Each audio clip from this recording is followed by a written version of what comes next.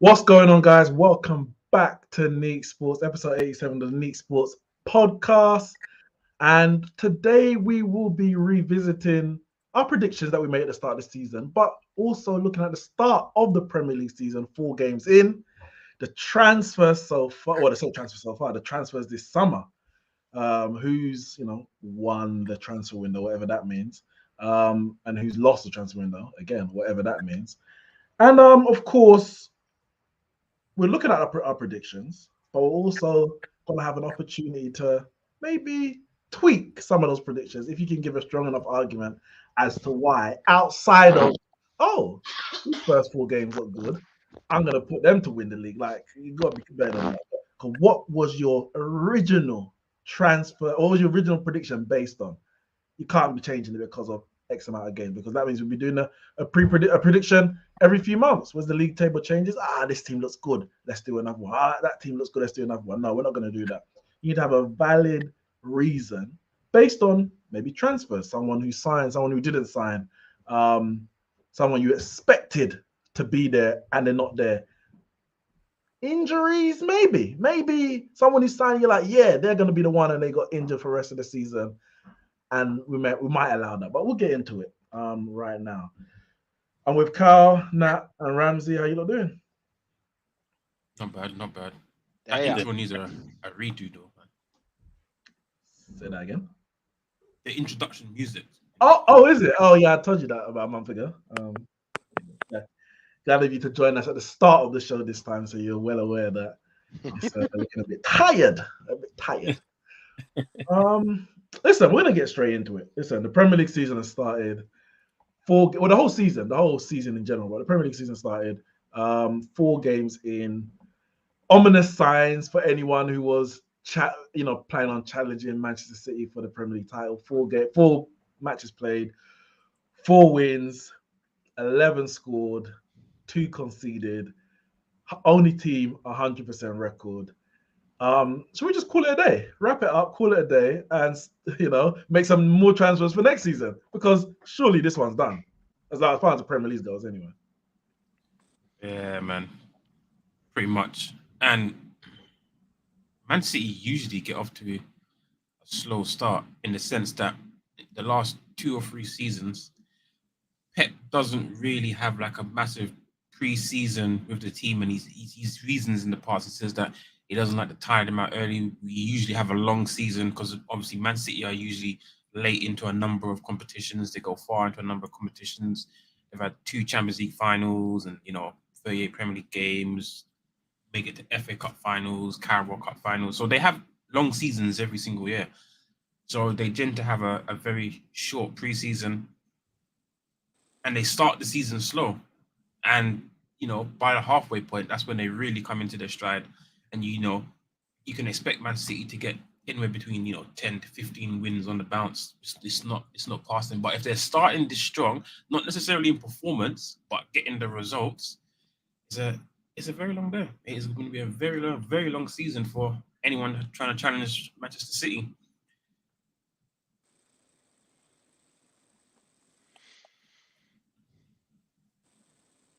Anyone? No, okay, just me. Listen, season's done. Really and truly, the season's done. What are we really here for? We're all just playing about, watching it. Man City are 2 points clear already. Yeah, I mean it's long. They ain't letting up. They ain't letting up soon. They've done enough. People saying they had a weak transfer window, but compared to what they normally have. But listen, they've done enough to just keep the ship sailing, man. Gundogan can go, and Mahrez can go. Listen, if anyone else lost them 2 players, it's a different situation. But these men are just they're machines. They just carry on, man. They just carry on, and it's looking long for everyone this year, to be honest. Well, this is it. I think at the start of the transfer window, and we'll get onto the different teams' transfer windows. It looked like, Man City lost some big players, really strengthened them, ain't really replaced them. Come the end of the transfer window, you're like, damn, are they even better than they were last year? Like, yeah, you started to ask those questions. Of course, you have to see how those players actually play. But coupled with that, and especially what Cal said, like they don't usually start fast in terms of performances. And I think some of their performances have been a bit, yeah, you can see like it's the start of the season, as it should be for everyone. You don't expect them to be, at 100% in full flow. But to pick up 4 wins out of 4 whilst you're not at your best, all right, so how are you going to be when you get your best? Like, how much points are we talking this year? Last season, they got 89 points, which I'm trying to think. Is that the lowest points tally they've won a league with? Because they won it with 89 in 2012 when they won on goal difference. It's the year that Liverpool ran them close. I can't remember how much points they got that year. I feel like it was like 92, 91 or something like that. Are you sure they got 90s? I don't. Okay, maybe if you're right. I feel like maybe they. What year was that? That was 2014, wasn't it? Yeah, Premier table. Actually, I'll tell you what. The year that Ollie was in the title race up until like February, they got under 90 points. So they got 86 the year against Liverpool. And then in 2021, would it be? 2020, 2021. Yeah, they got 86 as well. So 86, and 89 twice. Other than that, it's above 90. And you're like, all right, when Man City drop below 90, who can capitalize? But when they're above 90, they're unbeatable. Like they've never got 90 and not won the league. So, as AK says here, Man City won't be as good as we think. We'll see. Everyone else will just be mediocre. And that's that. I guess that comes on to, well, Nat, if there is anyone to challenge Man City this year, who's most likely? I ain't saying probably who's going to finish where, whoever, but who's just most likely to challenge Man City? Us. So who's us? Liverpool Football Club, the mighty Reds from Merseyside. Do I need to give a reason? Yeah, I would like to hear your reason. Question session. Like when you look at our squad, like yeah, that's the problem. We are looking at your squad. Yeah, StreamYard kick him off, yes. We can't look at that squad no longer. So it's when you look at our squad, get to the like, you know, with Chelsea's, who else is in the top like big six? I don't even know. Spurs aren't none. Well, Spurs, if you count them, Newcastle, none of them have like squads better than ours. Like so, and we're playing well. I said it. If we sign a DM, we win the league. We signed a DM. Who? Lavia? Casado? No. Enzo Fernandez. Oh, Endo is here to end Pep. No, Hendo, he's in Saudi Arabia. Listen, we're not talking about that guy. We're talking about Endo, the El Capitano. Yeah, the captain, Endo. And it's Saudi. Yeah. I think they might win the league over there, actually, to be fair. But back on Liverpool, was the DM playing? He's here to end Pep, man. Him, Gravenberch, Dominic. He's gonna end Klopp before he ends Pep. Get me? That midfield rebuild. You get me? Like we've got rebuild started. We've got the attackers. They're all fit and firing. Like I wish we patterned our centre back, but that's neither here nor there. But it's definitely here. Yeah, it's neither here nor there. Like you ain't gonna be playing centre backs this season. Goalkeeper, that's the best in the world, but for some reason he's not on the Ballon d'Or. It doesn't because we're GB. We're gonna get them back, bro. Wait. You finished 5th last season and conceded 47 goals. More than 7th place Aston Villa. More than 9th place Brentford. Same as 12th place Chelsea, and you're wondering why your keeper wasn't on the Ballon d'Or shortlist. Okay, right. Yeah. I'm not mad. Bro, the glue got Golden Glove. Nothing makes sense in football. The who? Where we finished. The who? Sorry? A goalkeeper didn't get what. Why isn't the glue on the your list? I'm not sure who you're referring to. Why did you release him? The glue. Okay. We've never had anyone called the Clue. He's like, oh, that sounds like a Dutch name. The Clue. Oh, the Clue. Yeah, the Clue. Anyway, the Clue, whoever that is. Well done on his Golden Glove. I guess he deserved it by keeping many clean sheets.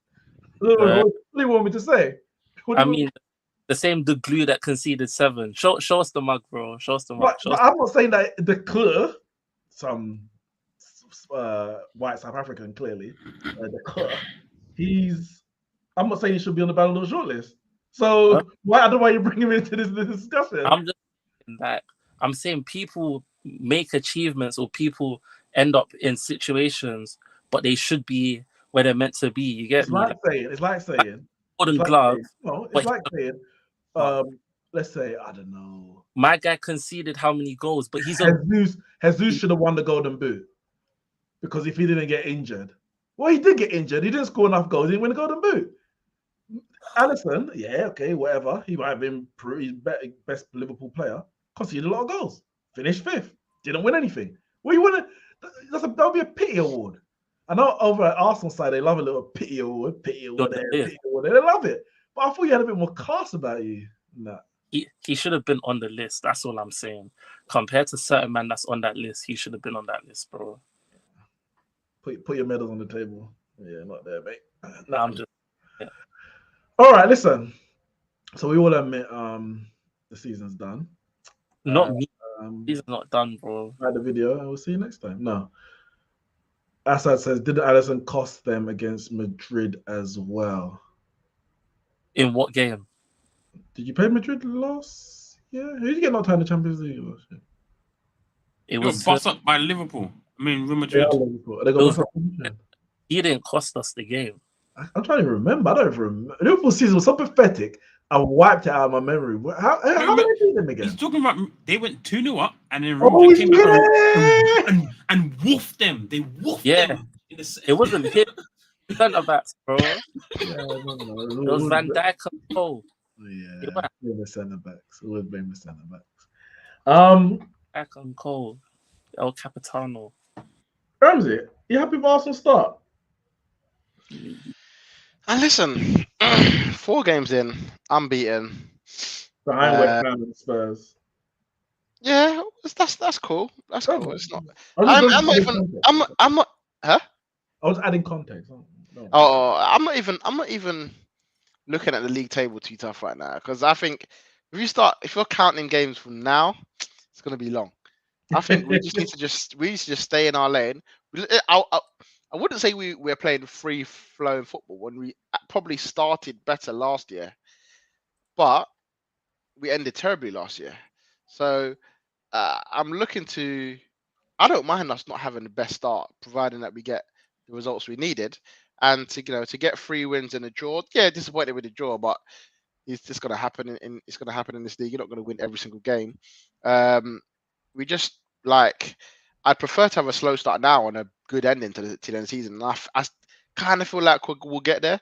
Kind of feel like we've made a big change in our midfield. We've brought in 2 different players, which are going to change a 3-man midfield. It's going to take some adjusting to. We're going to get it's going to take a lot of getting used to for this. And as long as you can get through it without losing the games, games like regularly that you shouldn't really be in, and you're still in the mix, I'm not too worried. I still feel like the dominating games. And it's going to be different this year. Last year, no one expected us to be up there challenging for the league. So it was a bit like, it's Arsenal. You might catch a win because it's Arsenal, isn't it? Whereas this year, now all of a sudden, this. What are you saying is last year was a fluke. You had a lot of easy games of people. Maybe, innit? But we've now got to prove that it wasn't. We've now got to prove that it wasn't a fluke. We are that good, and teams are now coming and sitting deep. I was at the Forest game, and them lot weren't really looking to get out of their own half. They were looking to just soak up the game. And so we've now got to try and open teams up differently. As last year, people were coming at us straight away, and we were able to just counter them or bypass them. But the Zinchenko thing was a new thing in the middle. Why is there a left back in centre mid like that for Arsenal? That was a new thing for Arsenal. So now you got a right back in centre mid, and no one's happy. Well, we got a right back in centre mid. That right back's now injured for 2 months. So it was back to square one, really. And I think it should have been really. I think the Partey experiment, even though if you hear Arteta, to be honest, if Partey was still fit, Partey would be playing at right back. Oh, Still. 100%. No doubt about it. No doubt about it. But blessing in disguise for me. I'm happier that we're not that I'm saying it will never work. It could work at some point, but I just feel like because we've already got changes in the middle, to now experiment with Partey in there, I thought it was too much. But going back to the original back four last weekend, the weekend before, against Man United, where we won 3-1 at home, and Declan Rice getting. But shit, 3-2. Garnacho scored. Nah, mate, 3-1, 3-1. Declan Rice, man of the match. It just felt a lot better. I just felt more comfortable, man. And I'm not. I think it's too early to be saying we're what's going to happen for us. I mean, we can. Listen, if it weren't Man City we were playing, my prediction is saying we're going to win the league, man. Because I do like our squad, but we're playing against monsters, bro. We're playing against machines and robots up top. I said, so Ramsey, explain to us why your super team scraped past a depleted Manchester United at home. And you have to say, because obviously you spoke about, we got in midfield and this and that, whatever. It helps when you have like 13 minutes at a time in a home game where the lines are clearly not drawn straight by the VAR. It helps with getting the points and those kind of things, surely. I mean, I don't know if you know, bro, but the game's changed. This ain't 2022 anymore. It's 2023. You play 120-minute games. Arteta, I think, am I right in saying, he hasn't made a change before the 70th minute. Whereas before changes were starting at 60 minutes. Arteta's like, nah, we ain't changing the game because the game's going to be, we've got another half an hour to play. So we change it later on, like we wait. And so this is a whole new game now, man. So this is a 110-minute game. You got to be prepared. You got to play to the last minute. So we're out. The rules up on us, Went to the Emirates thinking we're playing football. I don't know what game we were playing. Marathon. Mo Farah. This is it. And you got to be able to run the race. 2 hour long NFL matches. You're having water breaks and all sorts. Listen, and Varane already told you can't handle it, and now he's out. He's out already before the season even really began. He already said it, bro. He already said. He told the Premier League, boys, you can't butt me like this. And then 2 games in, he's like, no, I can't even play this. I can't do this 100-minute game. He foretold. He knew what was coming. He's like, I'm not even going to be involved in this Arsenal heist. That's what it was. It was a heist. Like George Clooney and Brad Pitt would have been proud. Shout out Oceans and them, man. If you know. I think it obviously we won 3-1. It all looks good. We never wanted to win the game like that, but I felt like we were knocking on the door the whole game. If we ended in a draw before the Declan Rice chance, we would have been disappointed. Not especially with that Saka chance. At the end, like towards the end, you would have been like, we could have won that. When Garnacho went through and scored and put the ball back in there, you would have snatched the hand up for a draw at that point. Of course. There's different circumstances, isn't it? At 1-0 down, I would have taken a draw. At 2-1 up, I'm taking the win. You get me? Like, and generally at that point, but even then, when if you lost the game 2-1, it would have just been like snatch and grab. Like we got caught on the counter again and we lost, innit? Like it wouldn't have been like I wouldn't have felt like got outplayed. We gave the ball away. Both goals, we gave the ball away and we lost the game. I didn't expect to go to the Emirates and outplay. Like we don't outplay Arsenal, and we never have. Like since Wenger, basically. It's hard to me to speak before that. Wenger joined in 96? Yeah, I was 5 years old. So as from Wenger onwards, we've never dominated Arsenal. Of course, there's been games where it's like, we come to Old Trafford and we're clearly the better side. But on a footballing level, Arsenal's always doing a pass around. We're just like, we're better than you, so you can have the ball. As soon as we get it, we're going up there and score. So I wasn't going to Emirates expecting anything other than Arsenal dominating.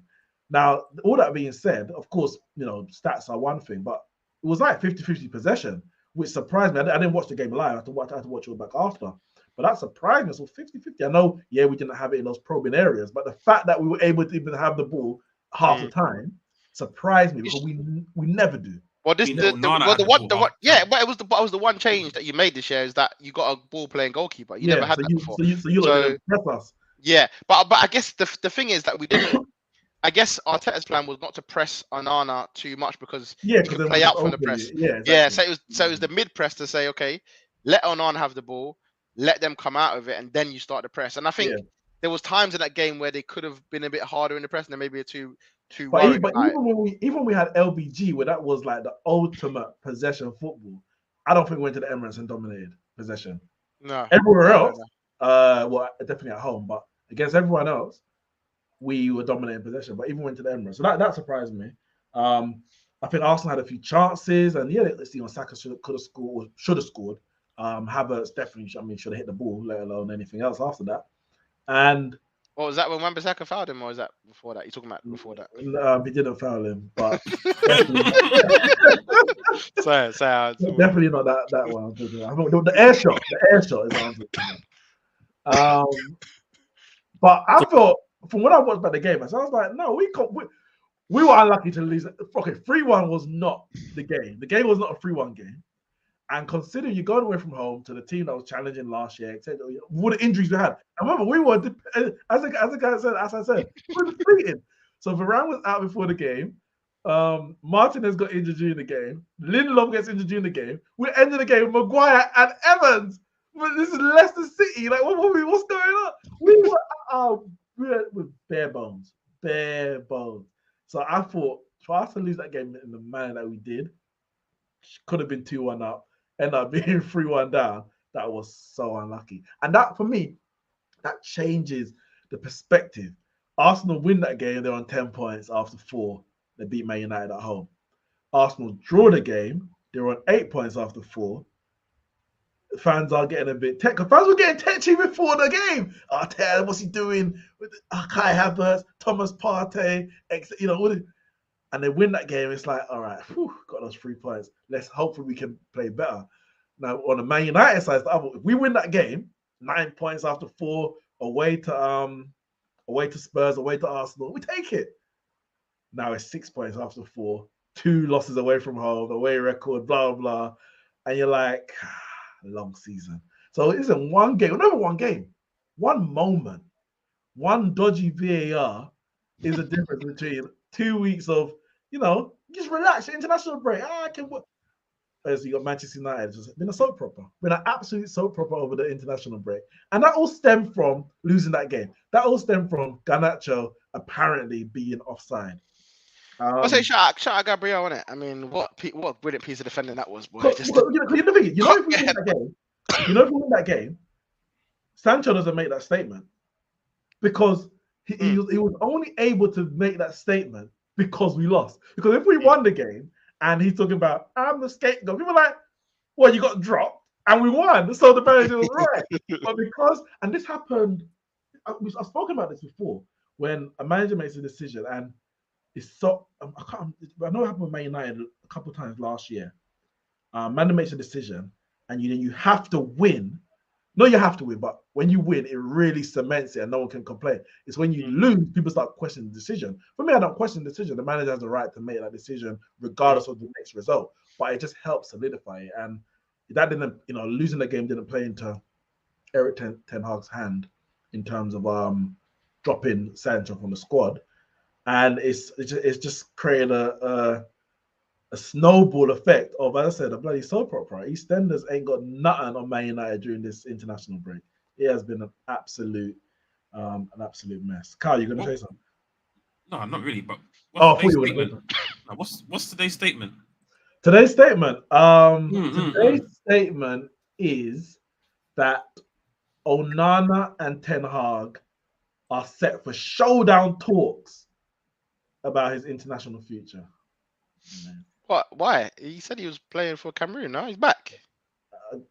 Nobody knows why. That's just the headline, and it goes with it. No, showdown talk. Like what? But we know they're gonna lap it up. They're gonna lap, and everyone's gonna lap it up and start talking showdown. What's showdown? What is this? WWE? Must be for AFCON, isn't it? Oh yeah, they do have that coming up in January. Yeah, they qualified this week. Oh, damn it. That's your season gone. Well, but I guess it's because he retired, didn't it? He retired after the World Cup yeah. and come back. But this is why Fergie didn't sign any African players other than Minutia. Because January you're supposed to be kicking on. After Christmas, we used to kick on. Imagine all your best players disappear in January. You just scuppered. That's why Man City don't do it, mate. Well, yeah, got rid of Yaya Toure. First thing, got to tick Yaya Toure out. But they kept Mahrez though. No, he's gone. Shipped him. Shipped him just before the AFCON. Almost okay. So all right, we spoke about City a bit. Spoke about Arsenal, Man United. Well, actually, let me go. Shane says, no, is it? Yeah, he this one. He goes, Neeks, I know it's early, but are you concerned Man United might progress? Are you concerned Man United might progress this season in terms of style of football? Maybe not progressing, but yeah. Am I concerned? First and foremost, everyone hit the like button. Am I concerned? I'm not concerned about us progress in terms of style of play because I think that's what we are working towards this season. My issue is not really we're going to progress with something. I think we're going to see a style of play this year. I think we're already seeing it, starting with Onana at the back, and there's different pieces that haven't yet been integrated into the team. My concern is more the results that we have whilst we're adapting to the style of play, because that's always a tricky part, being able to get to the ideal style of play that the manager wants whilst picking up results. And we've seen teams throughout the years struggle to do both. I always go back to Klopp when he first joined in his first few years. He had this way that he wanted to play, and he was a slave to it. Did not change, and he just got the pieces in place, the players in place to say, okay, now we're actually going to work. Now it's actually going to bear fruits. But for many times, Liverpool was conceding goals after goal. They were winning games 3-2. They were drawing games 2-2. There were all these helter-skelter games because of the way he was trying to play, but the quality wasn't there. But once he got those, top-class, world-class players in those key positions, it all came together. So my issue is, for me, my concern is more, are the Man United fans going to be willing to be patient? Because I think that's what it's going to take. I think it's hard to say, but I think the board would be patient. I don't think it's a case of, when I say what the board, I don't know what the board's going to be like come the end of the season. But if, for example, we finished 5th this year, maybe 6th this year, but you can see, the style of play is coming along, and maybe we're going to run at the end of the season, but it wasn't enough, and maybe we go for a cup run or whatever.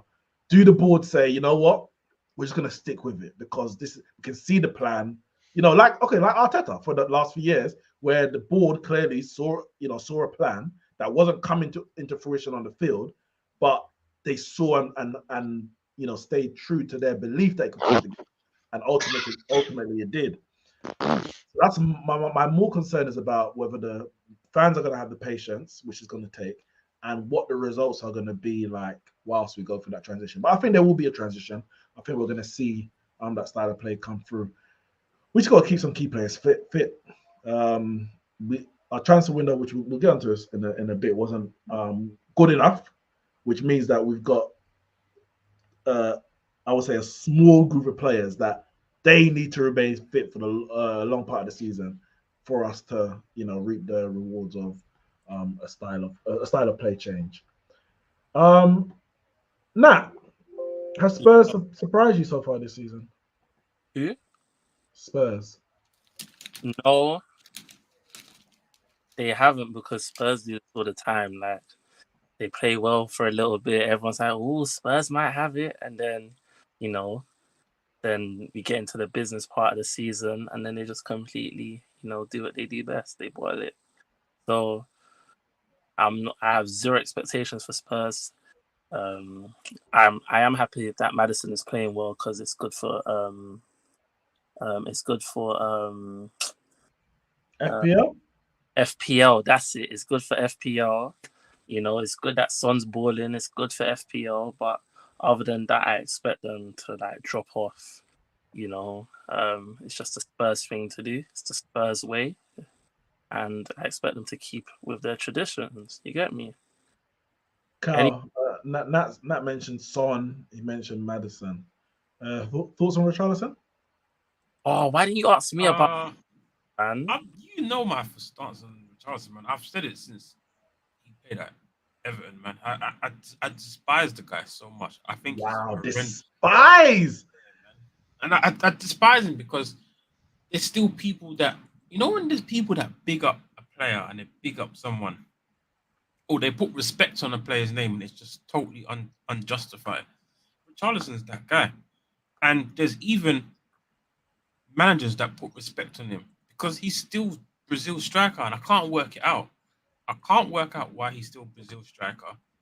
He's playing up front over the international period, and it's absolutely bizarre. It's absolutely bizarre. There's so many better options than Richarlison. Honestly, I think he just needs to hold bench for the whole season. He needs to hold bench for the whole season, and he needs to have some serious reflection time and really think about what he needs to do to get back into that team. Like a man played up front for the first 3 games for the season, did nothing. You got Wesley bigging him up saying soon, kind of come good. Man get dropped 1 game. Son pops off, hat trick, boom. That's how you play up front. You think if it was Richarlison that same game and he was up front, he's scoring a hat trick? Come on, man. Possible. These guys whatless, man. Guys absolutely completely whatless, man. I feel sorry for him, man. I feel sorry for him. He's going for counselling now.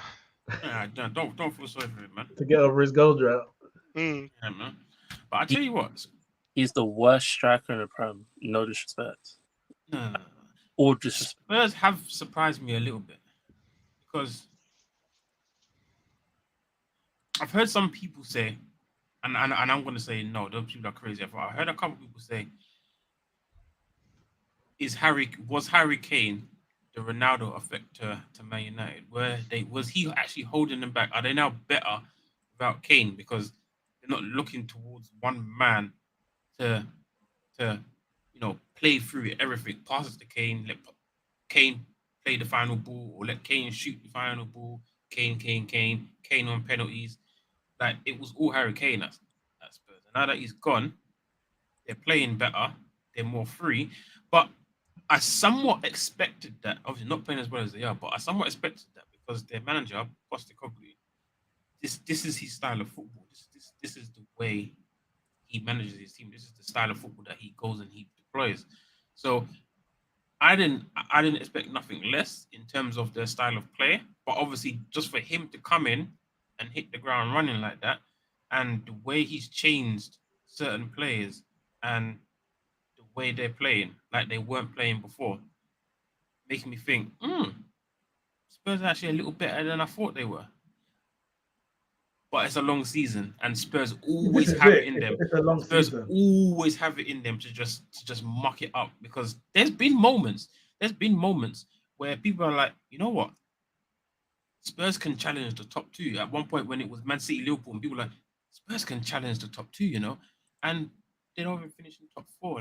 They just had a horrendous season. So it's a long season, and Spurs always got it in them to just muck it up. So this is it for me because obviously people talk about the Kane effect and all that kind of stuff. And right now it's like, yeah, we're better without Kane. And I'm not saying a lot of people are saying that, but some people are. Spurs are better without Kane. Come February, and they're like, Richarlison scored 2 goals. Son is on a drought. They're gonna be begging for Kane while man's on 30 Bundesliga goals, Champions League quarterfinal, all them kind of things. Like you can't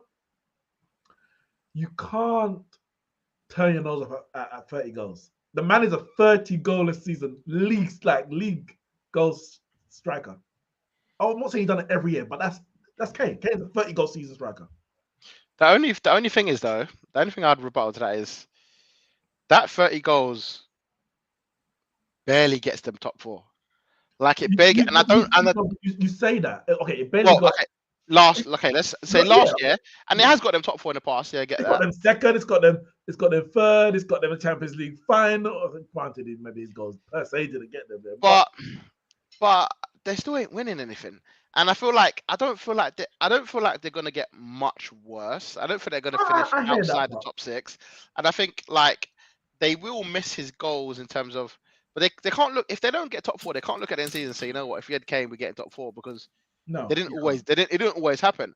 And I think sometimes, like for them, like I remember it was when we lost Van Persie, poor guy. You ain't won the We league, lost. mate.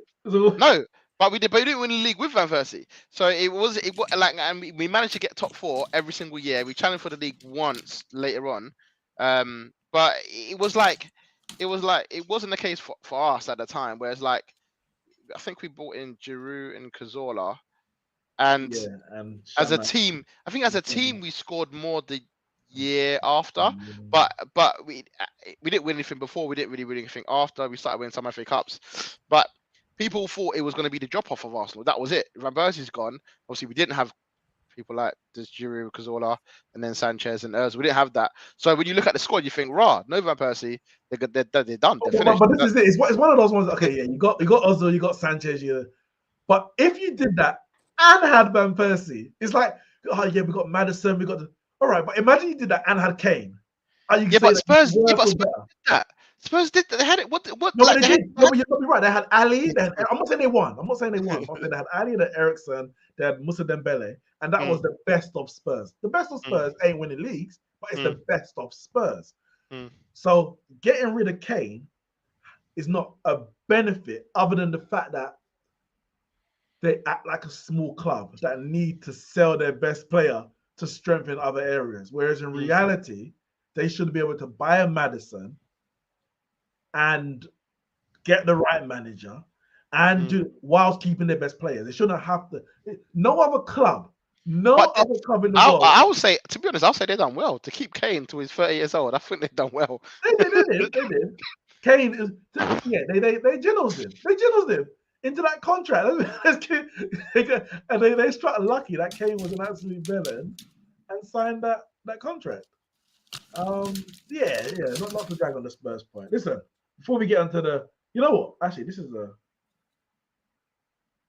I feel like this might be a good time to go into. Actually, we're talking about the transfer windows, who's had the best transfer window, who's had the worst, or just analyze them in general. I want to start with Chelsea because I think they've arguably had the worst transfer window. I think they've had the worst transfer window. But you know what? I'm gonna go around because I'm actually changing my laptop in a second. But before that, because I'm gonna go into it.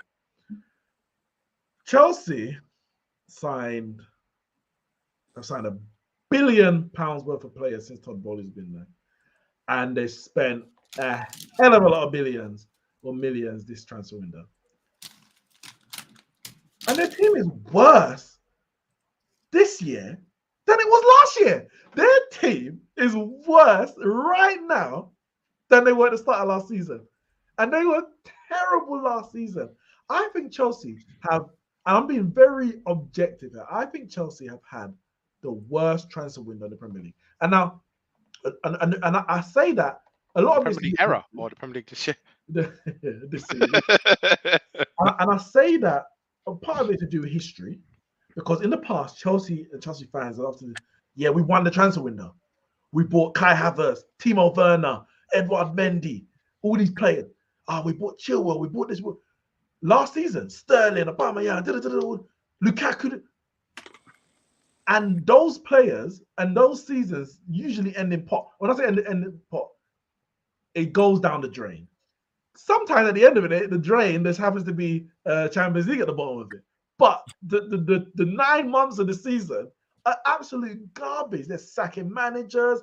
Players are, I don't say revolting per se, but some of them are, not turning up, falling out with just foot. So I'm not going to be fooled again. Fool me once, shame on me. Fool me twice, shame on you. Fool me twice, shame on me. Fool me a third time, I can't get fooled again. It's not happening. You're not fooling me this time. I've seen through it. I'm going to go through their transfers. Some of them, who cares? But Diego Moreira, free transfer from Benfica. Who? Exactly. Jorge Petrovic, 14 million euros from New England MLS. Angelo, Winger, 15 million from Santos. David Washington, 60 Who? million from Santos. Right now, Chelsea really signed these man. Robert He might be talking about the ladies' team, Chelsea women. It has to be. The thing is, I'm not a mug when it comes to football, but I don't know these man. I don't know these guys. Robert Sanchez, Brighton second choice keeper, 23 million euros. Leslie Ogochukwu, 27 million euros, defensive midfielder from Rennes. Nicholas Michael Jackson, 37 million from Villarreal. Wait, his name is Nicholas Michael Jackson. No, but for me, he's a dancer. He's an entertainer because he ain't a footballer. So, yeah, big up Michael. Axel Disasi, 45 million euros from Monaco, centre back. Cole Palmer, this is the worst. This is the worst one. Weird. 47 million from Manchester City. The man couldn't even break into the. I'm not saying even break into the Man City. It's a good team to not break into, but the man was fodder. I'm not saying he got qualities, but 47 million. He ain't scored a Premier League goal. The man has not scored a Premier League goal, and they spent 47 million. And people want to talk about Mason Mount and Kai Havertz. Yes. Bubble. He's not scored a Premier League goal, Carl. He's good this season. In the Charity Shield, whatever it is, Community Shield. Oh yeah, it was, wasn't it? Oh yeah, It was, yeah. right. Season opener, curtain raiser. 47 million euros. Christopher Nkunku, 60 million euros. Then we've got two defensive midfielders that total 180 million euros. On top of that one that they just bought. One that was bought 6 months ago for 115 million euros. No, and that Leslie guy. You say he was a DM. Oh, Ogochukwu. Yeah, he's a DM as well. Why do they need so many DMs? Romeo Lavia, and Moises Caicedo. Some of those players are injured, ain't played any games. Some of them played have been absolute garbage. Their best player is this player they bought last year in Raheem Sterling. And their strikers are doing he's and moonwalks on the pitch. They have had the worst transfer window. People are like, but you wish Todd Bowley was your owner. To be honest, I got the Glazers. I'll take anyone right now. But Todd Bowley's last on my list. If he said, here's a list of all your potential owners, Glazers is the bottom. Okay, FSG probably next. And then to Todd Bowley, I don't want him anywhere near my club. He is a walking disaster. I think Chelsea are a mess. I think this season's going to be horrible. They had one good 45 minutes against Liverpool in the second half, and they're like, Poch getting his tactics in. Look at that already. All these managers taking long to. Our process ain't going to be like yours. Ain't going to be like yours. 3 games later, they're in crisis. They're in crisis.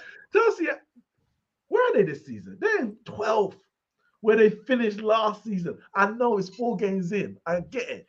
But they scraped past Wimbledon in the EFL Cup.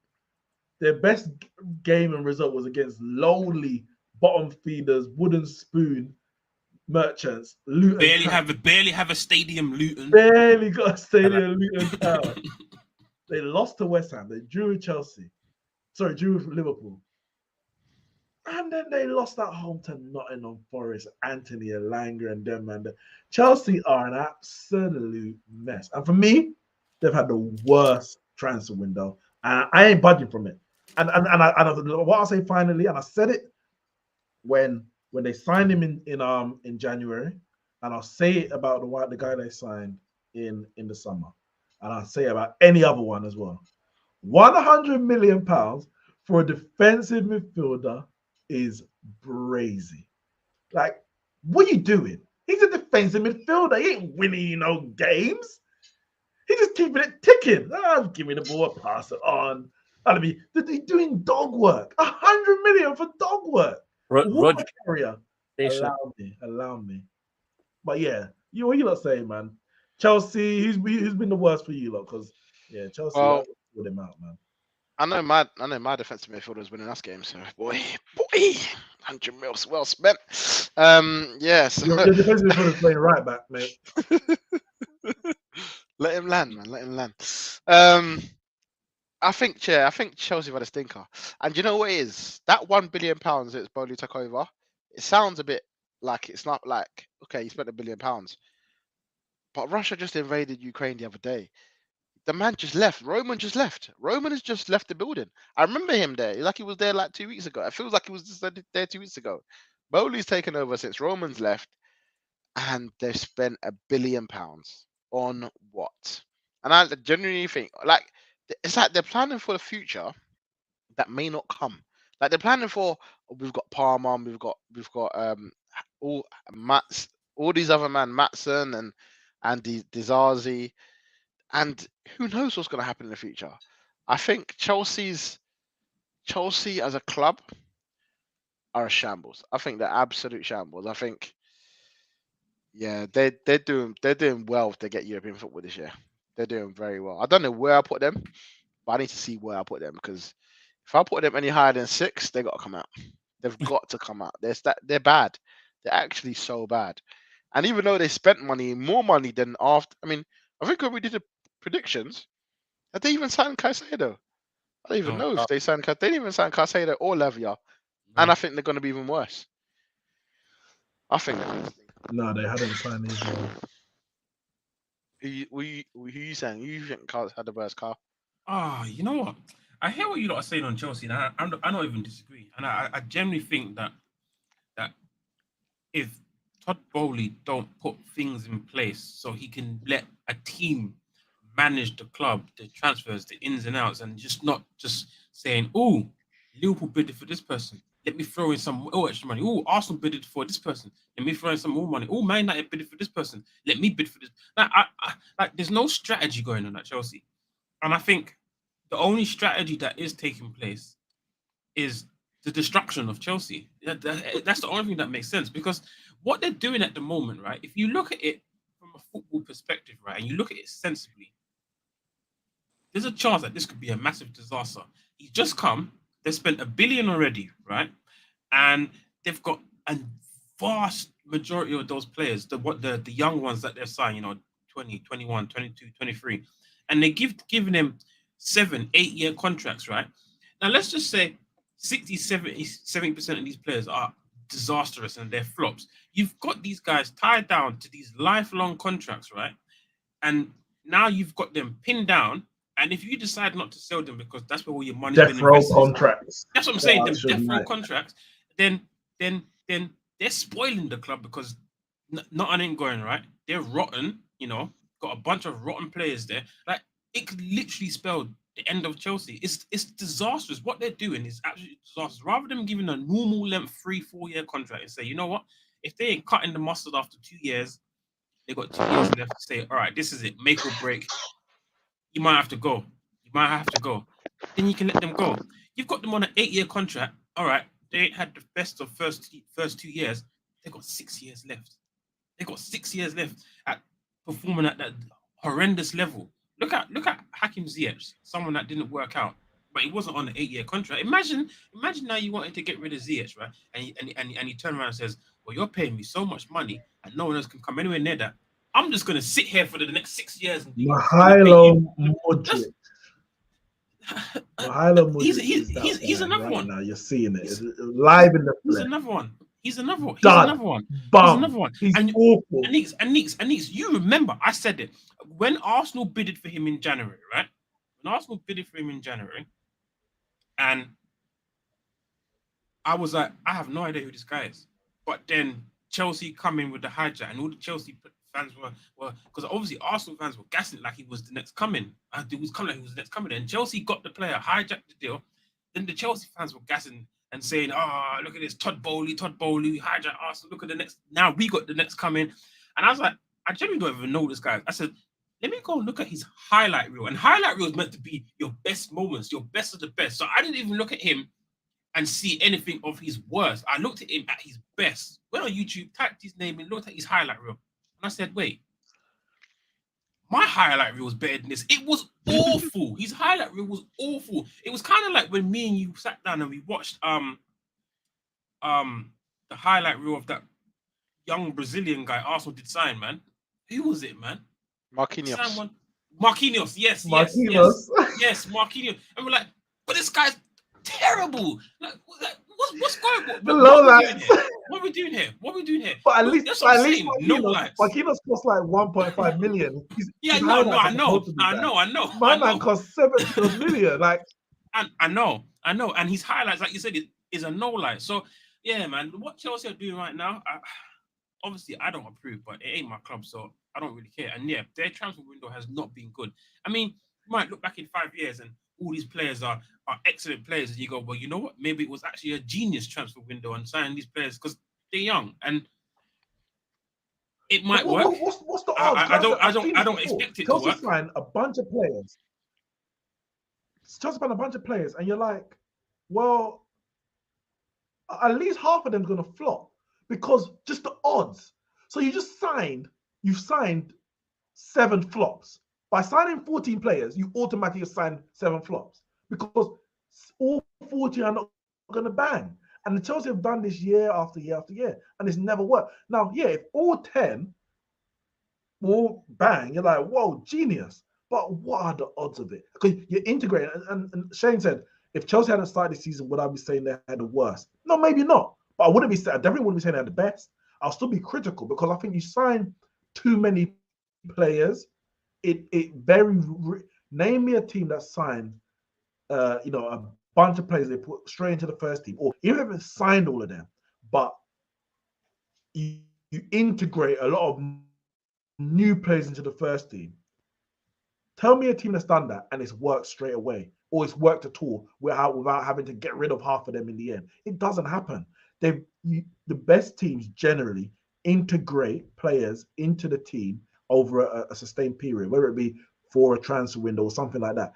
Chelsea has signed probably 25 players in the last 12 months. And I'm not even exaggerating. That's a squad. And half of those players aren't even here anymore. So what's actually, because I'll still be very, very critical for the transfer window. Yeah, but I think the fact that they won 1 game in 4 and that was against Luton. Yeah. And Modric hasn't scored a goal yet.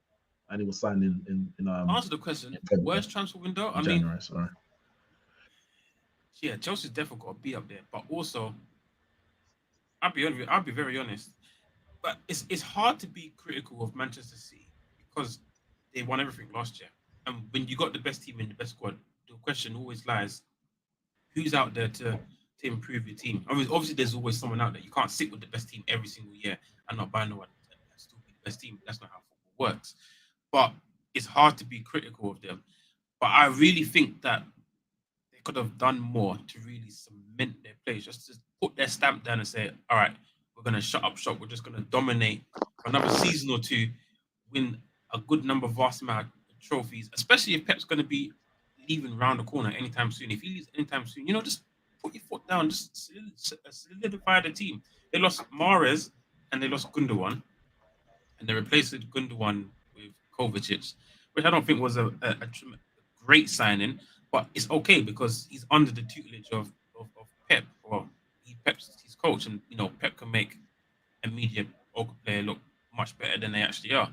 So I think they could have done more. They signed Josko Bardio, and that was like their marquee signing.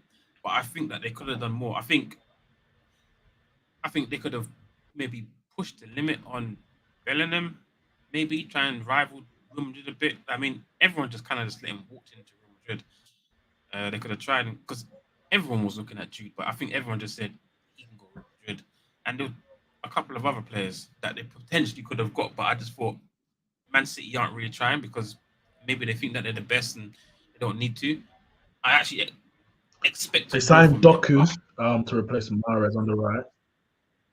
Yeah, my internet's moving mad. Yeah, but they signed Doku. I think to replace Mahrez on the right. And I don't think it's been that bad. They signed Nunes from Wolves for 50 mil. I don't like. To be honest, when I first saw Matheus Nunes at Wolves last year, said he was a baller, and he actually looked. I thought he was going to go Liverpool. Like, I was convinced, like, that would be the one that would be where Liverpool go to get him. I think he looked good, and I think it'd just be a case of he would just slot in that midfield as and when they need him, really. But I think City, because City are such a machine. I honestly, I really don't think it matters. Like Mahrez was Yeah. not key to them winning the league last year. He played a part, but if he didn't play 1 minute, would they still have won the league? Probably. Like he definitely played well. He definitely played well. But I feel like they would have won it regardless. Like, and I think they replaced him with Doku, and Doku is obviously unproven yet in the league. We'll see what happens with him. He looks, very young and still trying to learn his game. So he's not going to be like a direct Mahrez and replacement. But because they're such a machine, he will just slot in and come in and out when they need him. The Gavardio signing for me is massive because they never really lost the defensive person like Laporte went, but he wasn't really playing. So they've just strengthened their defense, which was already good last year. And all they need to, like, if you're going to be critical about City, where were they? Where were they last year? There was a couple of moments where they looked a bit suspect defensively, and they now just signed someone who's just gonna slot that. You can't criticize Haaland. Obviously, De Bruyne's injured now, so we'll have to see how they cope with that. But really and truly, like, I don't know. I don't think City's had a bad window at all. I guess they obviously wanted to. Declan Rice was they wanted to sign him. That they didn't get that over the line. I think they've had the best window. I'll go a step further. I think so. I mean, just to answer the question. Okay, who's had a better window than them? Honestly, I think Arsenal might have a better window. But just to answer the question, I think Liverpool had the worst window. I think they've had slightly worse window than Chelsea. And I say that because I tell you why I say that, because it all stems from last season. I hear it.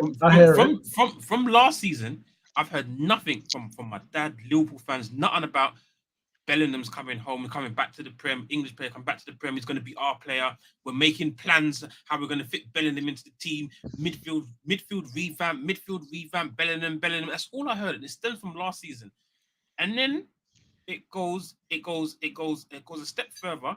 They don't get Bellingham, and then a story comes out saying that apparently Klopp had a meeting with the board and they decided that Bellingham cost too much and that it wouldn't have been wise to spend all of our money on one player because we needed at least 2 or 3 new players in the midfield for our midfield revamp. So we backed out of the Bellingham deal. I was like, okay, cool.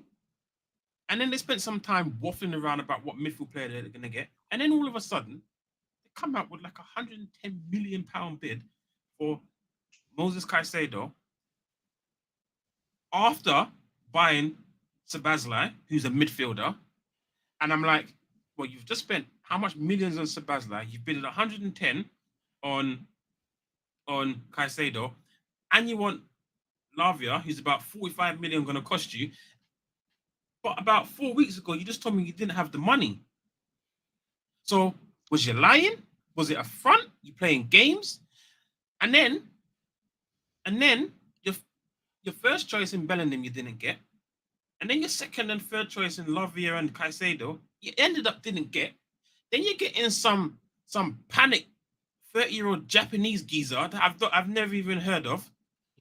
And then now they're all praising Gravenberch. Gravenberch is gonna be our savior. This is our midfield revamp. Bro, you went from midfield revamp talking about Caicedo and Jude Bellingham. Now you're telling me about 30-year-old Japanese that probably not even gonna play a single game all season in the Premier League and Gravenberch. No, the window has been absolutely horrendous. You've been downgrading every week since last year or January. Every week it's getting worse and worse about who you're gonna pick up. I could slot into that midfield. Jesus Christ, nah, your window's been absolutely horrendous, man. They're talking about a midfield revamp. This midfield, you would have been better off keeping Fabinho and Henderson, man. That midfield would be better this season. Man, absolutely horrendous window that Liverpool team's had, man. Poor. Been poor. I put no respect on their window. None.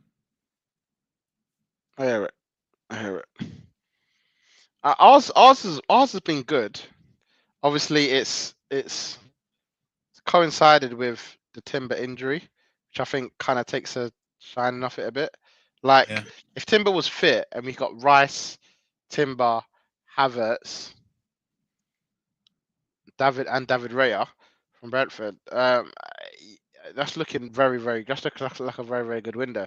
Even if you don't think Havertz is that good or not, as an option in the squad, I think it's a good window. But that Timber injury, we've now put bloody Cedric Suarez back in the squad. And it's just like we're worse off now. Tierney's gone. It's like defensively we're worse off, really. Like it's unfortunate, obviously, and I don't blame them for not going out and spending another 60 mil on another fullback or whatever. But it's like, yeah, it takes a gloss off a bit. Not that it's their fault and it's part of their fault, but people have already been critical about them not getting another defender in on loan at least to cover it. But we'll have to find out, what happens there. But yeah, Nat, you were saying, I think Nat, you were about to say how bad Liverpool's transfer window were as well. What happened to your new right back? He's got an injury. Okay, That's a so low blow, mate. That's a low blow. so you signed a new right back and he's not playing. Yeah, he got an ACL. Yeah, it's unfortunate he got an ACL, but come back to me when your signings are actually playing football, right? But anyways, what was the question?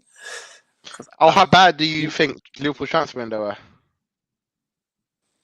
I mean, it was a meh in terms of like, we're going for targets and then changing who we wanted and and that whole little palaver that Cal explained, yeah. But like when you look at the players we signed individually, we signed some decent players, signing obviously Matt 10, we signed Endo, we signed Gravenberch, we signed Sabazalai, who's like a revelation. The guy is so cold. Like I've never heard of him ever in my life. But the boy is coming. The dick riding is crazy from IKEA, man. That's what I'm saying. And right now, he's probably like the best midfielder in the league right now, the way he's playing. But it's crazy. Like we didn't get who we initially wanted, but not signing Caicedo right now is looking like 100 mil saved and us dodging a massive bullet. If anything, we dodged the nuke with the way that boy's playing. Like Lavia, imagine we signed him. This guy's out. He would be out for 6 weeks straight away. Like we need midfielders that we're gonna play today and actually make an impact. Heavy coping going over there, man. And the guys that we've signed right now are playing and they're making an impact. We haven't lost the game. We've drawn 1-3. We've gone into the international break on a good run. After the international break, we got a decent run of fixtures for us to improve on. You get me? Is this question to me? Yeah, it's to you. Endo, I don't know why he's asking this kind of question. You spent 2 billion on DMs and you don't even know which one's gonna play. Like, come on, man, get out of here. But yeah, if we had Bellingham, me personally, I wanted Bellingham. Like, if we signed Bellingham, it would have been like 100% guarantee. Signed, sealed, and delivers. Bring the Prem to Anfield. You get me? Like, but we didn't sign him. But we signed the DM, and I said if we sign the DM, we're winning the league. We did that. It's gonna happen. You heard it here first on the Neeks Sports Podcast. I thought you just said Liverpool were gonna finish second behind Man City. No, if we sign the DM, guess I kick him out for his nonsense. Yeah, nonsense. I said it. Scream.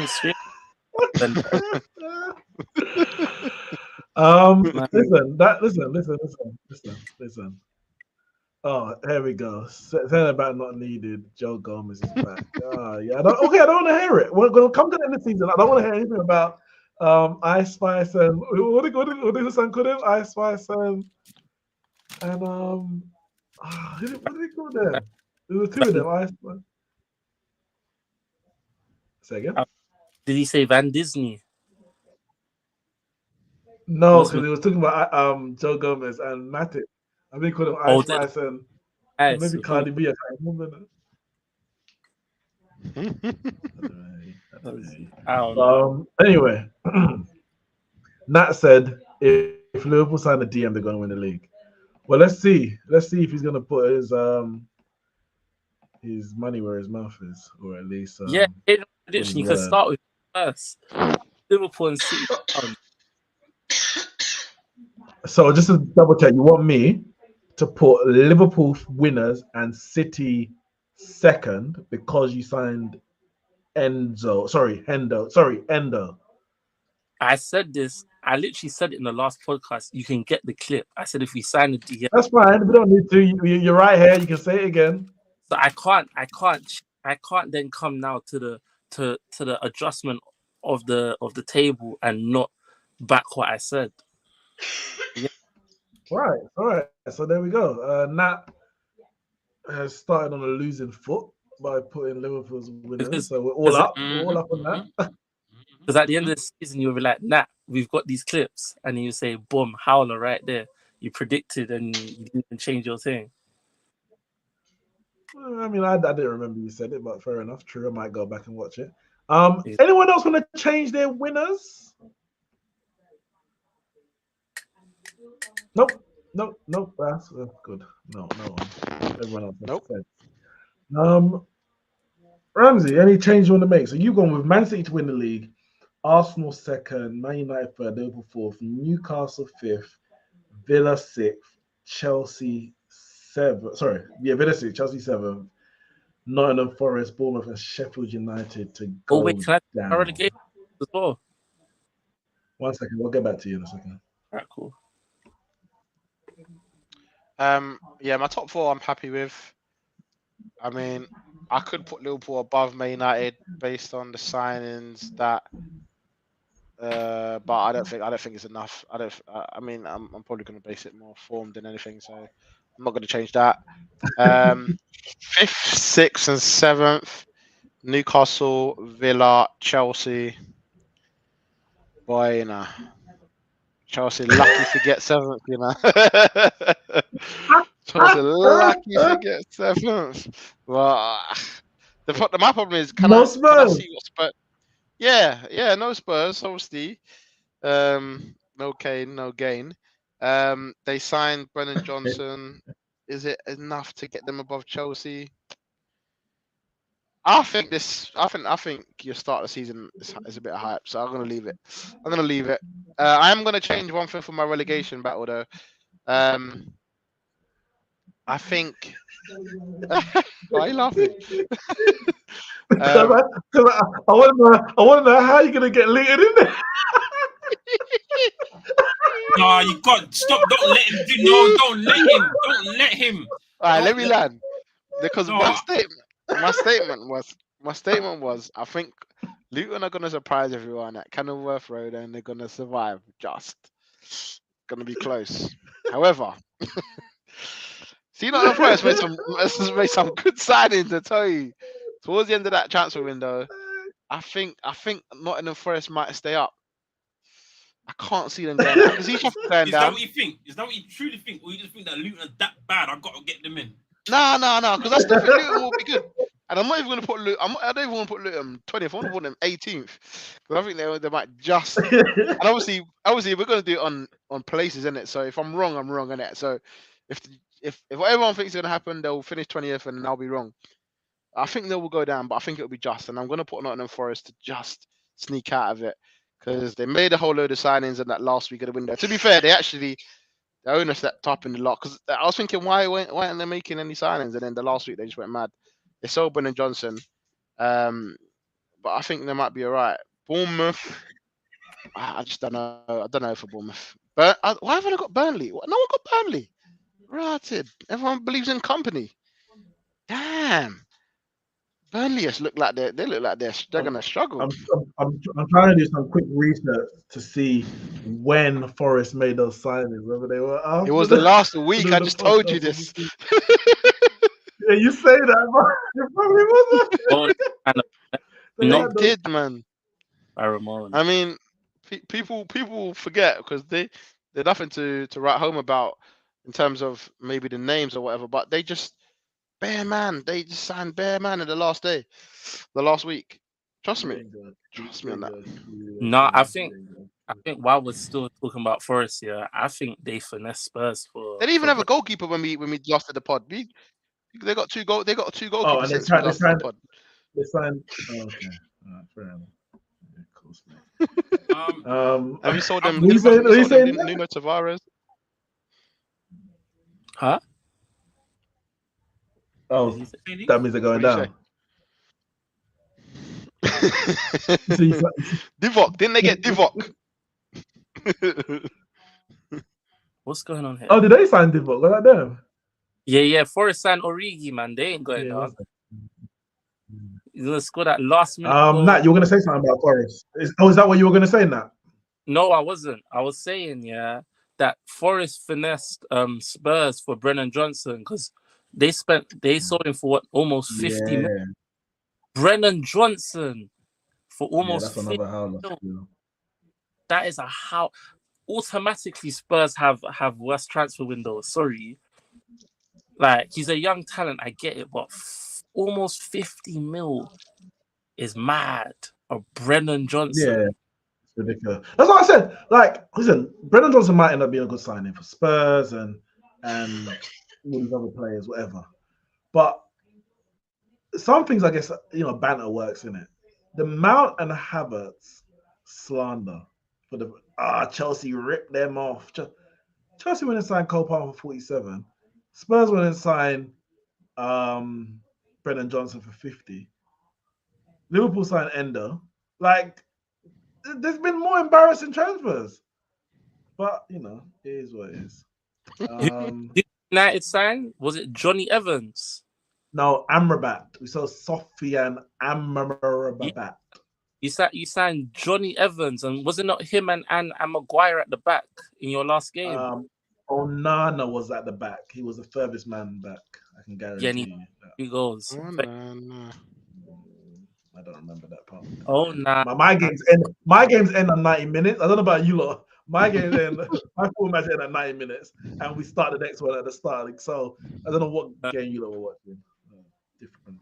Different sport, handball, something like that. Aussie rules of football. That must be that. All right. You know what? Let me look at mine quickly. So I've gone City, Arsenal, United, Liverpool. I said Man United transfer window. It wasn't good. We didn't have a good transfer window. I think I gave it a 6.5 out of 10. It's probably closer to 6 than it is 7. But come the end of the season, and obviously a lot of things that you look at in hindsight. Oh, you know what? That player was good. That player was good. But on the surface, it was poor because, well, first and foremost, we're looking at a centre back that was comparable to Varane to replace Varane. Or to be a backup to Varane. And instead of getting Kim Min-jae, who went to Bayern Munich, we got Johnny Evans. So that's already a massive L. Didn't sell Maguire, which we tried to do, and didn't get rid of McTominay. We got rid of a few players, Alanga, Fred, obviously David De Gea left. I feel like that's only significant ones, really. And then Dean Henderson. Yeah, that's a good point. Good Dean Henderson. But there's Maguire, McTominay, they needed to go. Martial needed to go. And for one reason or another, we weren't able to sell those players. So that has to impact me when I say how good was the transfer window. Go on. Neeks. Martial needs to go. Every dog has his day, and his was when he twisted up Skirtle on his debut. And that was the peak of his Man United career. What do you want me to do? Keep him forever? What about his chances to win the Ballon d'Or, the Golden Boot, like all them bonds? Then Monaco got fleeced because they're not going to get that payment for when he wins the Ballon d'Or. Like, what do you want? What do you want to do? So he's a failed wonder kid. He's a failed wonder kid. Yeah, Martial is a failed wonder kid. The same guy you were predicting to get Golden Boot all them seasons, like consecutive. He did. He got 20 odd goals. Well, not 20 odd goals. I think he got 20 goals in 2021. And I think it was one with. Was that the season? It was one with 22. I think where like 3 people shared it on 22 or something like that. and he No, closed. I think I'm it was just- that season. I'm just checking. I'm just checking that you know that your boy flopped. That's what I'm saying. I can own my flops. You, when I ask you about your flops, you start talking about other people's flops. You're not a man. What You're do a you mean? weasel. What do you? I messaged you. I said, I didn't message you, so I just messaged the group. I'm sure it was. I didn't even message you. I said, at what point do we? Because obviously Darwin Núñez doesn't start. When he does start, he's terrible, and he scored 2 goals against Newcastle. Everyone said he's a success. So I said, at what point do we start saying that Darwin Núñez is a flop? Because right now he's cost 80 odd million, and he ain't even starting. And your response was, Jadon Sancho's a flop. What has that got to do with the price of tea in China? Absolutely nothing. Neeks, can you complete your prediction? Oh, all right. Yeah, don't interrupt me next You're time. talking about different things that ain't your prediction. Don't interrupt me next time. Like- So yeah, we didn't get the centre back that we needed. We didn't send the players that we needed. We got 2 midfielders in the end, and both I would say were the manager's like high on his priority, whether it's first, second, whatever, high on his priority. He wanted Mason Mount, he got Mason Mount. Now it's up to him to make Mason Mount work. Obviously there's doubts about the midfield balance. Which one can get the best out of Mount, Bruno, Casemiro, if that is the 3, or as individuals, what combination is going to be the best? So get the best. We finally got Amrabat on the final day on loan with an option to buy. If we didn't get him, then we're talking about a 2 out of 10 because that profile of midfielder, and to actually getting a midfielder in, a person to replace, replace the person that was Fred. Because all we would have done is lock the midfielder. A 2 out of 10? Nah, come on. If we didn't get Amrabat.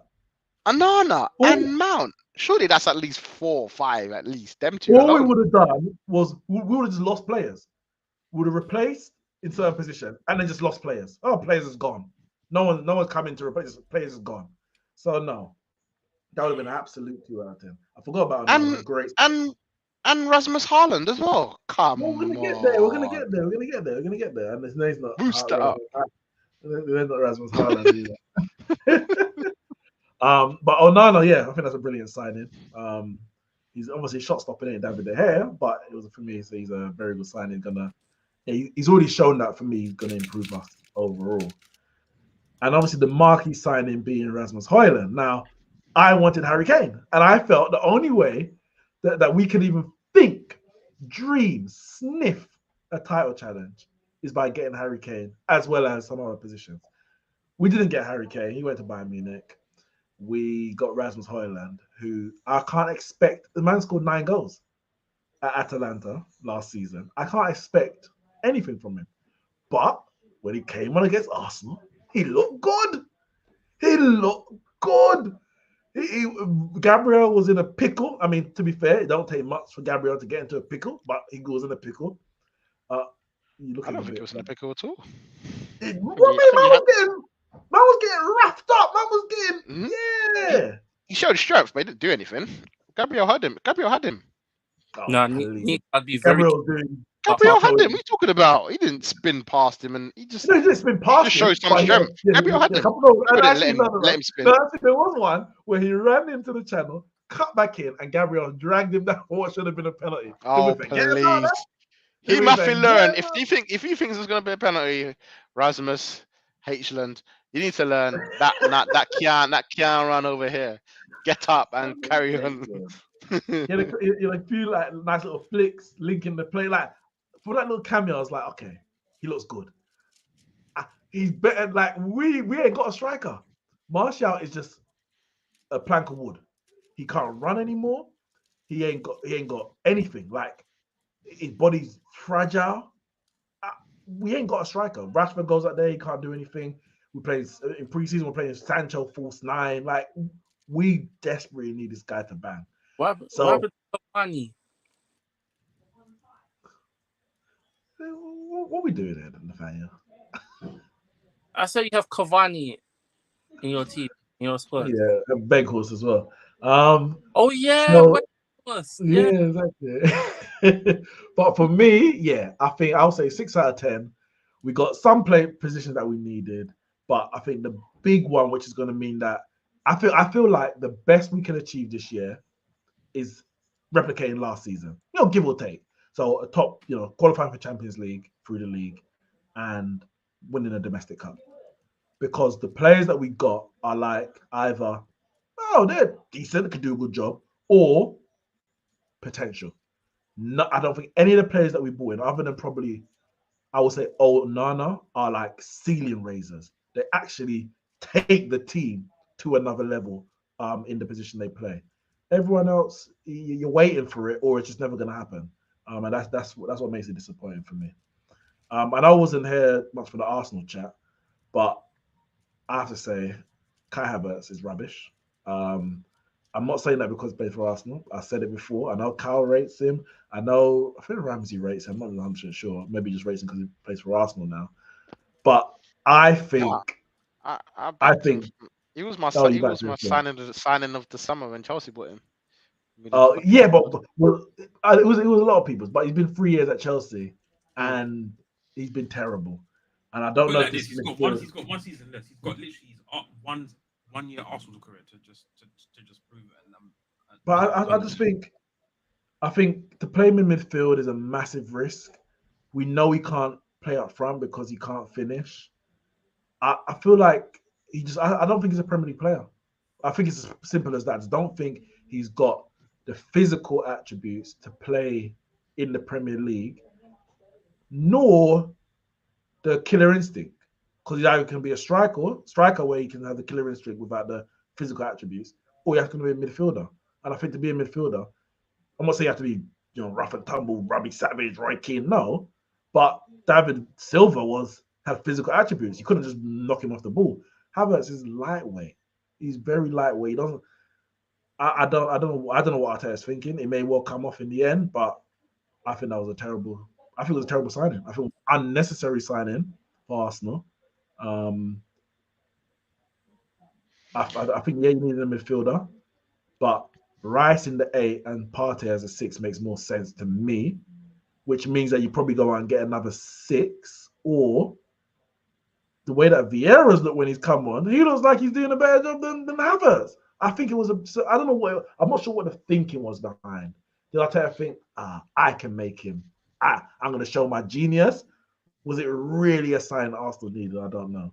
And I look at even the Mason Mount one, and it's like, well, this is on you, Tenor. You have to make it work, because there's not one Man United fan in the world, I don't think, who started the transfer window and said, yeah, Mason Mount's going to be one to take our midfield to the next level. It was, I think it's an unnecessary signing. Unnecessary signing. He adds something, but he's like, he's Fred with a set piece. I'm being a bit harsh, but he'll press. He'll do that job. He'll press. He'll run. He'll harry. He'll get around the pitch. He's better on the ball. Don't get it twisted. But you're selling Fred to get Mount. You might as well just keep Fred. Just keep Fred. Use that money for something else. That's the way I look at it. So both those two signings are questionable, and it's on the managers, because those are two. I'm not gonna say the number one signings, but marquee. They are high profile signings this summer. And as a manager, you don't want to be known for he's the one who signed that flop that we can't get off our books 5 years later. Just quickly on Havertz, I don't think I'm not worried personally. I think it will work out, because I don't think it's the key to the way Arsenal play. I feel like he will play a part of the way Arsenal play, and I think he will get used to it. I'm not saying he's going to be the greatest signing we've ever had, but I don't think he's like the marquee for us, like the marquee, like the one that's going to now make us tick. I think we already have that in Odegaard, and I think he just adds another part of the way he play. And to be fair, when I've seen him play this year, I have noticed they're using the height a lot more. I've never, for a long time, probably since Giroud, we've not had someone to go to. They're going a lot more. I've seen a lot more in Havertz aerially and in the middle than I've expected to see. I didn't expect to see when we signed him, I didn't expect to be used like that. But we used him as a not a target man to bring the ball down, but definitely a person to go to when in doubt, or someone like even against Nottingham Forest when we were 2-1 up, trying to see out the game. We put Havertz up top, well, not to score goals. It was literally so we launched the ball to him 3 times, and he brought it down and took it into the corner. Now we've had that with Jesus before. Looking for Jesus, he can't get up high to win the ball, and the ball's coming right back. So I think there's parts of it which I can see. The other part I don't think is there yet, is like gelled yet. But I think I'm not worried. I think that one, and I guess probably with Mount is time. It's got to be time on that. Whereas I think the Declan Rice one just like is obviously a lot more obvious and clear to see what. And I think maybe coming off such a his position not changed. bad season, or coming such a bad season, probably both of those players, their confidence is in the pits right now, so that probably ain't helping either. Whereas Declan Rice came off a very, very good season for West Ham. Yeah. But back to my predictions. Yeah. So based on that, I'm not changing anything in my top 4. Spurs, yeah, Chelsea. I'm not changing anything in my top 7, to be honest. I said, even though Chelsea for me had the worst window, I think like Spurs had a decent window, but I don't want to be swayed by the fact that one has had a very good start to the season, one's been terrible. It's not much going on there to say, yeah, I'm going to change that position. I'm very comfortable with Newcastle being in 7th. I've seen enough frailties already in there for me to kind of, I know why I said what I said. Relegation, Bournemouth, Sheffield, Luton. Bournemouth, they got a new manager, isn't it? They might stay up. But again, I'm comfortable with that. So for me, no changes. Based on the transfer windows, Liverpool probably going to finish off Man United now. But I mean, 3rd, 4th, one's playing Europa League. I wouldn't swap our positions if you gave me the opportunity. Kyle, any changes to your Premier League places? West Ham 19th, brother. Jeez. I remember because West Ham. I didn't. Yeah, they hadn't signed anyone, and I was like, I'm gonna leave them here. If the window ends and they still ain't signed no one, they're staying there. And if you're right, because I also said if they don't sign anyone, I think I'm gonna put them in. But obviously they went. So I put them there because they hadn't signed anyone, and I just wasn't sure. Because obviously there were talks about Maguire and McTominay. I didn't know who they were gonna get. I was like, let's just wait and see. But for now, it is what it is. But I think the signings that they have made, I think I can push them up. And I remember the teams that I had lurking around that area just above West Ham and Nottingham Forest were Everton and Wolves and Burnley. And I think out of those 3 teams, it's got to be Wolverhampton Wanderers. I think so. I want to take West Ham out of the drop just for the fact that they've made some signings, and I think it's enough to keep them afloat. And I want to put Nottingham Forest down 1. So put Nottingham Forest 19th, and then put Wolves 18th, and then I'll keep it like that. I don't think I remember I said it. I'm sticking by what I said with Luton as well. I think they will make Premier League history, and they won't register a win all season. At the end of 38 games, I think they will have 0 wins. They'll get draws. They will get draws, but I think they'll be winless. All right, so on that's a mad thing, to be honest, to not get, because when the Derby, how many wins did Derby get in 07, 08? It must have been just 1 because they only had 11 points. So that I think it was just 1. I think it was just 1. 2007, 8. Let me just check that quickly. Derby, because they got a record for the lowest points of 11. So wait, so are Luton Town, according to you, would you say Luton Town's going to get less than 11 points? That means they're going to have to get 11 draws, and I don't see them getting 11 draws. So less than 11 points. The Derby got 1 win, 8 draws in that season. Conceded. I think Luton's beating that, and we're going to see Premier League history. I do. So that's my hot take on Luton being in 20th. That's my hot take. They're gonna Damn. Make Premier League history with so you can asterisk that one. Wait, can we circle back to my relegation thing? Go on. Yeah. Oh, Oh, you I got said, wait. You got West Ham in there. yeah. Remember, I said West Ham could be in trouble because they ain't signed nobody, and I was like, if they sold Rice for 100 and something million, so they have money. Why aren't they buying nobody? But they went and signed my boy Mohamed Kudus. You get me? And they signed the set piece legend Wood Prowse amongst other people. And That was a big. And they That was a signed big signing, to be fair. that was Edson Alvarez, the midfielder. The defensive I think midfielder. them signing Wood Prowse especially is a big signing because obviously West Ham are known to like do well on set pieces. So when you have a set piece merchant like Wood Prowse on your corners and on your free kicks, like they're bound to score goals. Like they're bound to get break the record for the most corners or scored or something like that. So I want to take West Ham out and I want to put Burnley in. Why? Mainly because like Burnley, they signed a bunch of like young players, yeah. And I feel like the team that they signed is for the future. Like for when they're back down in the championship and they're gonna try to come back up again. Like they signed players.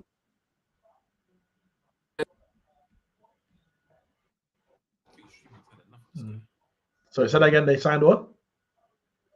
Your audio's gone. You might have to come out, and I can't hear you. You might have to come out and come back in. Your audio's gone. But yeah, we put Burnley in there for that. Obviously, no one's changing their golden boot, golden glove. Not to change there. All those players are fit. Community Shield, we were all wrong. Arsenal, and that serves me right. To be fair, that serves me. Yep, right. It does because you said Arsenal first, didn't you? Yeah, I said Arsenal, but I went Man City because everyone went Man City just to play it safe. But I So, did say Arsenal. You said Arsenal, and then you're like, "Oh, we're putting this part of the predictions." All right. Yeah, I know. But I in my heart of hearts, I was like, Arsenal's going to win. League Cup, fortunately, nobody went Spurs. They're out already. FA Cup, nothing to change there. Champions League, we can change. Obviously, there's been. I mean, we can change any of them. To be honest, I don't think anyone can change. You don't let me change anything. But I was very skeptical. Like, I'm only putting Real Madrid because I don't think Man City is going to win it, and bloody well, they better not win it back to back. But now I'm actually like, yeah, I'm happy I put Real Madrid because, hey, Jude, this guy's a massive lead. This guy's sick. He can't start scoring. He's the real robot. Erling Brock? Nah, Jude Bellingham. Like, is he gonna lead them to a Champions League? I don't know. Like, it's gonna be hard to do. But bloody hell, like this guy is so cold. And if everyone else starts clicking as well, because he's winning a few games late. He's getting the late goals and that kind of stuff.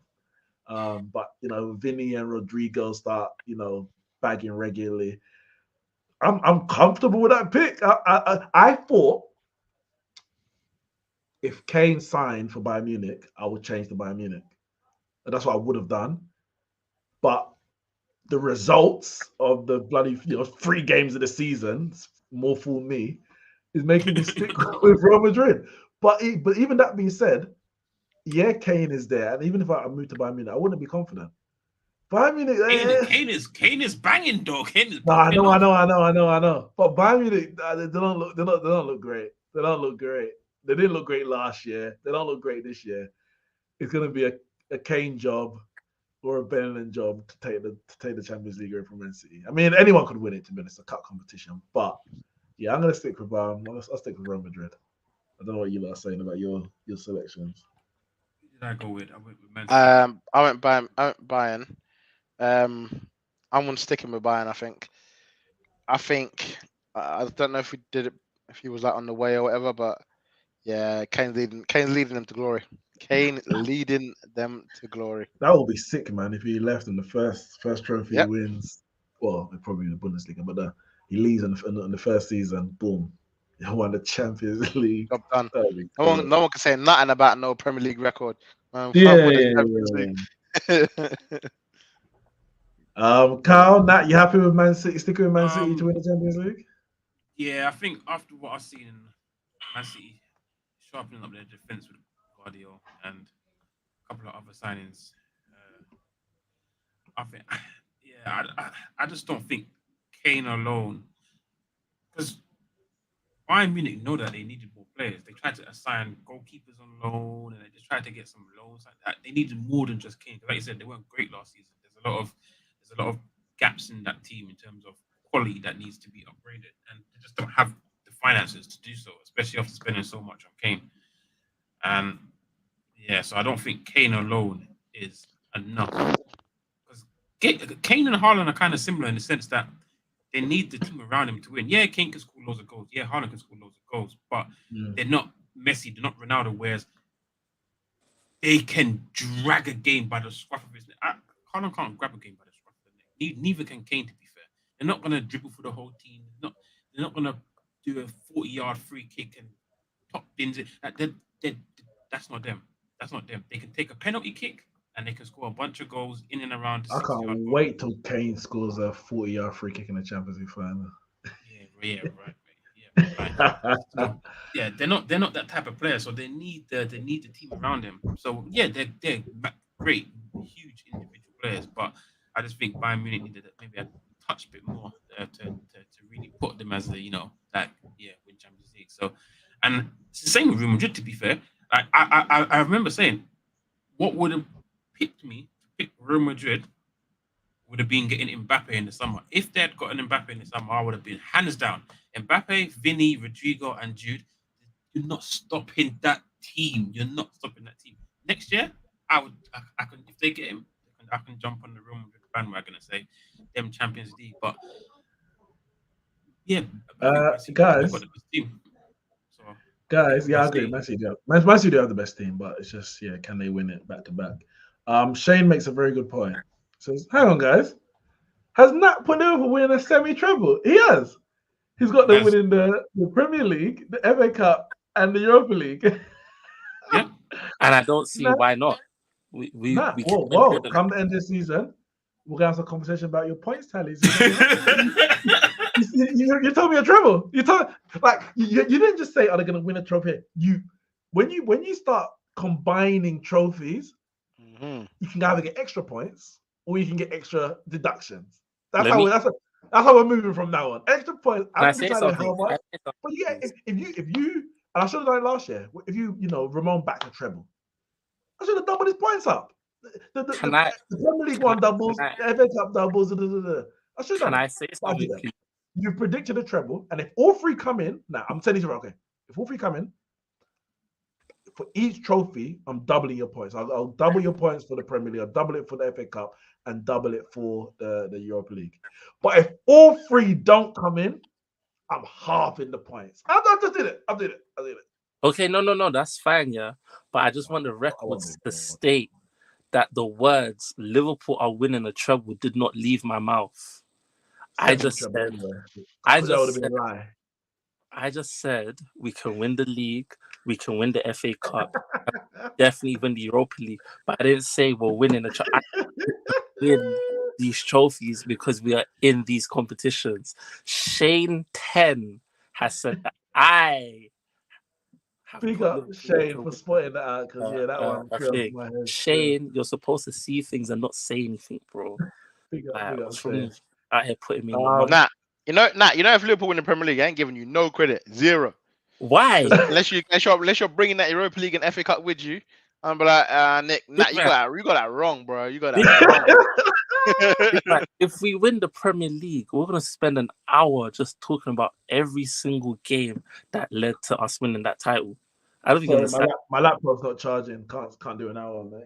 Yeah, it's a good thing you won't be hosting the podcast. You'll be fired. You'll be down in the championship crying with Man United, man. Nat's been trying to fire me for about 7 years. He rejected. We're gonna end on this, and I'm wondering if maybe we can have a think about it, and or maybe we'll put it together on the prediction the predictions chart that we go out that go out on social media. Sammy says, "Let's cut the crap, guys. How many points are Man City win the league by this season? And I think that's actually a better question than who's going to win the league. And I mean, if everyone voted Man City, then I'll be inclined to say, yeah, you know what, you get points for saying the league, but the one who's also closest to the distance, the gap, the difference between first and second, gets extra points. Because if we all voted Man City to win the league, then it would just be a bit of a dud. But because Nat went Liverpool, I'll leave it out of the predictions. But this is a rough, guesstimate. How many points do you think Man City are going to win the league by, Cal? I know famously a few years ago you were like, no, they won it by 10 to 15 points, and they won it by like 10 to 15 points. Can't remember exactly how much it was in the end. Probably 15. So yeah, how much points does Man City win in the league by?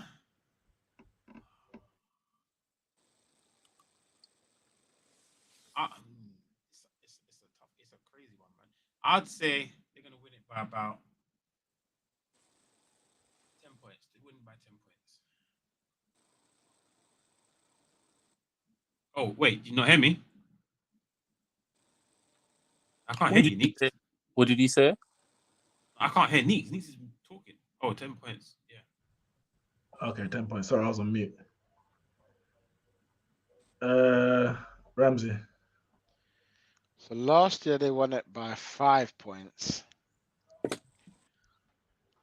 I'm gonna say 5. I'm gonna say the same again. 5 points. But they should have really won it by. They should have really even. If they wanted to, they could have beaten Brighton. I'm gonna say 5.